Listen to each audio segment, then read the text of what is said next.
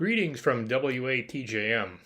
I thought I would post a video on some propagation tools that I use to decide if it's worth hoisting up my 15 meter and 10 meter HOA Moxon beams.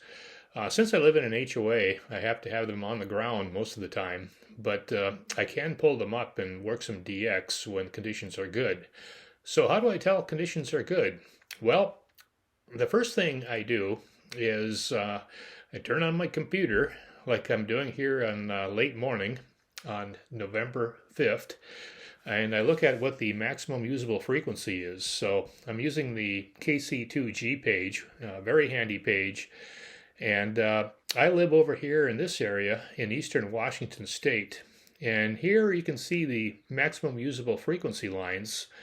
Right around my QTH, it's only 14 megahertz. So I might be able to do some work on 20 meters, but 15 meters and 10 meters will definitely be out to try to work into Europe. And you can see that the maximum usable frequency in Europe is also suppressed. So working in that direction is going to be very, very difficult. Now, there are exceptions. Sometimes when you have aurora, you can have some very interesting propagation, but that's the exception, not the rule. So in this case today, I know almost immediately that it's not worth hoisting up my antennas to try to work 15 or 10 meters. If I had some low band capability, that would certainly work. So let's see. The next thing I do after checking the maximum usable frequency is I go over here to WM7D's page and I look at what the current conditions are for the solar flux index and A index and K index. So right away I see that the K index is 7, which is pretty bad. That means that there's something being emitted by the sun that's not causing our propagation to be very good. A index is 14. That's not too bad, but it's getting into the area where it's going to have some effect. The SFI, the solar flux index, however, is quite good, and the sunspot count is pretty good. But the fact that the K index is 7 means that something is going on with the sun.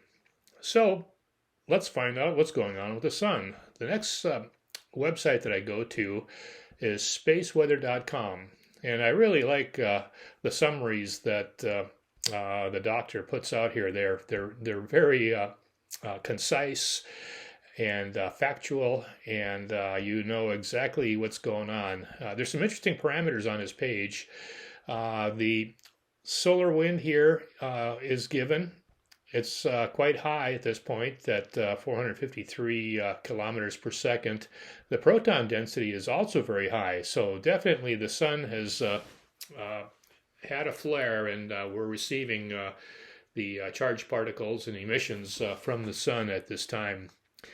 And you can see here when some of those solar flares occurred. And down here you've got a picture of what the sun looks like.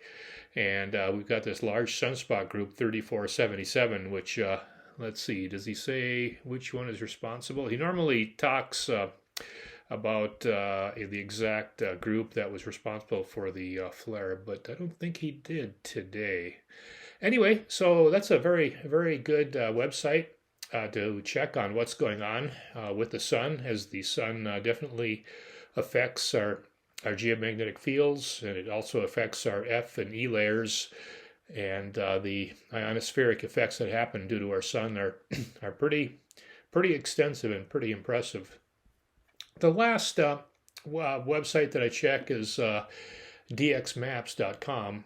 I like this website as it shows you who is working who. And here you can see on 15 meters, there's a little bit of activity into Europe, but not very much. Normally by this time of the day here in eastern Washington state, there's a lot of people that are starting to work into Europe. So that's the 15 meter band. We can also check the 10 meter band. And it looks like people are working into South America, but you can see very little propagation, very few QSOs into Europe.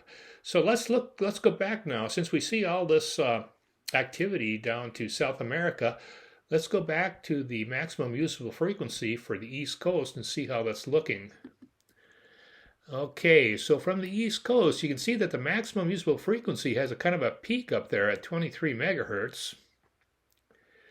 And it is good all the way into South America. And you can see some of these really good maximum usable frequencies down there, 36, 33, 35. That's pretty representative of what we should be seeing when we have a good sunspot cycle like we're having right now, if it weren't for the current solar flares that we're dealing with, which are affecting the northern hemisphere a lot more than the mid latitudes. So anyway, that MUF going down to South America certainly explains why we're having such good propagation in that direction. So it could be that later in the day, if this MUF starts to slide up a little bit, I'll be able to work in South America. So I'll keep an eye on that, but until then, the antennas are going to stay on the ground. Usually, by this time, I can see MUFs of greater than 25 megahertz in this time of the solar cycle and this time of the year up here in eastern Washington State. But today, since we've only got 14 megahertz there as the MUF, the antennas will stay down.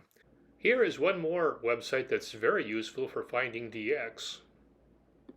And this one is a spotting website. It's called mydxsummit.fi, and you can customize it for whatever bands and kinds of modes that you want to run.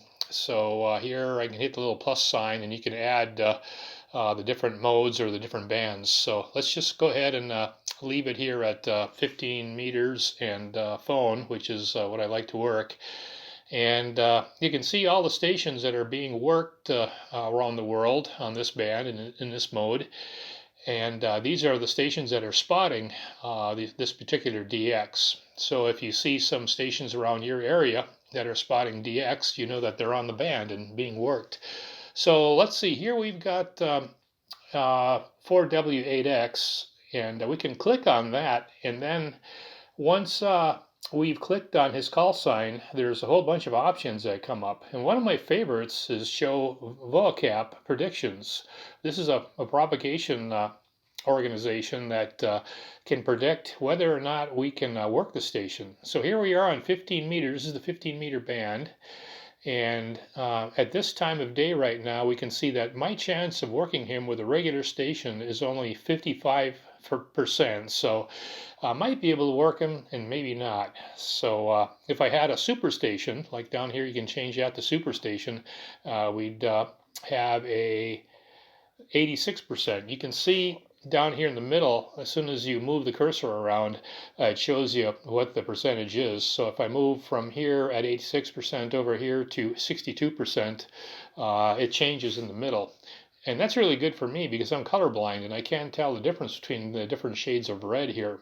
So anyway, let's go back to basic station. And down here you can also select short path or long path.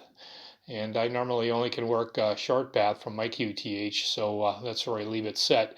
So let's go ahead and close this now, and let's look at a different station here. Here's a station from China, so let's see if we could work him. Now, when this window opens up, you can also open it up in QRZ.com to get details of a station or to log him, or in Club Log, or you can actually see the gray line as well. But let's go ahead and open vocap again.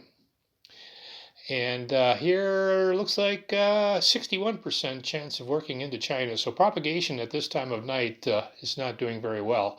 At any rate, that's a very handy website. I really like mydxsummit.fi. It comes from Finland, and I'm Finnish, so maybe that's a part of it too. Hi. At any rate, those are some websites you can use to determine what propagation is, and it can also show you some different DX stations that might be out there that you might want to work.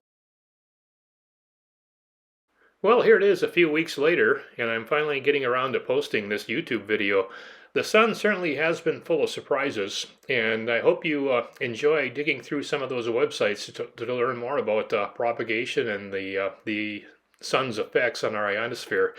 Good luck, have fun, and 73s from W8TJM.